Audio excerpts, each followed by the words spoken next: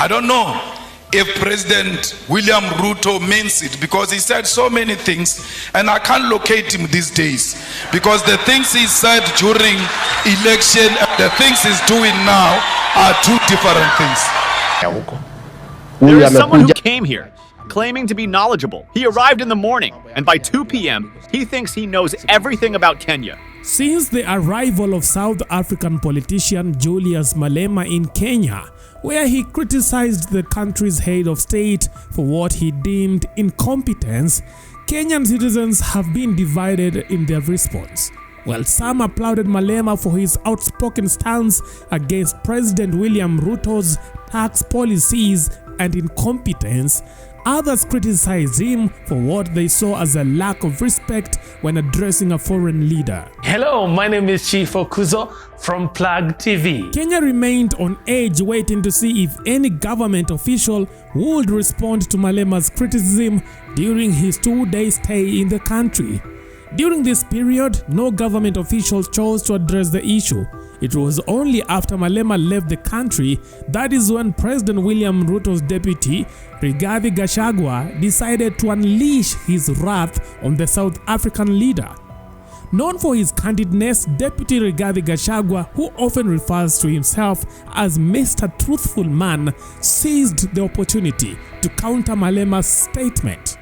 Gachagua accused South Africa of experiencing severe instability, citing instances of power rationing for up to 7 hours a day.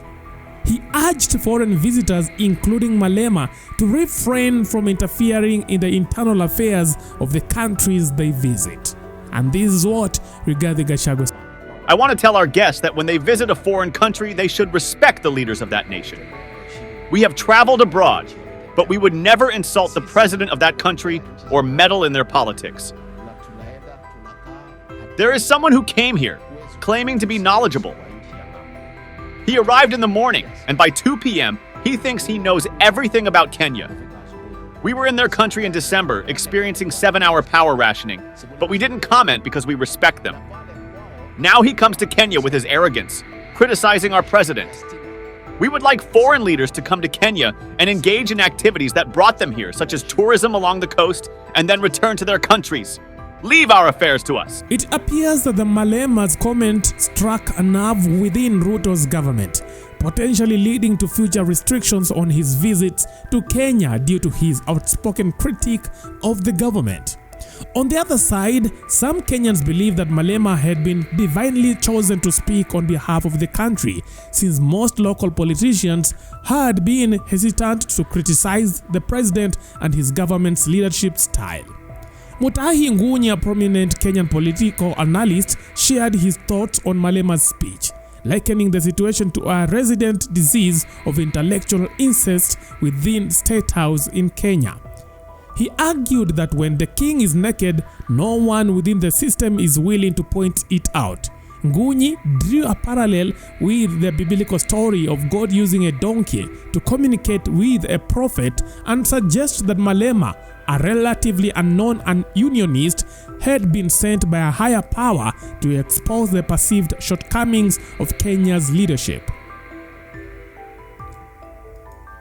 State House has a resident disease called intellectual incest. If the king is naked, no one will tell him. In the Bible, God used a donkey to speak to the prophet. Now God has sent a nondescript unionist called Julius Malema to tell us that the king is naked. Hashtag State of the Nation, Mutahi Ngunya said. Now, judging Malema's speech, do you think probably he has overstepped his boundaries? Or maybe, what are your thoughts? Leave your thoughts on our comment section. That is it for now. Thanks for watching. Let's see you next time. Bye bye.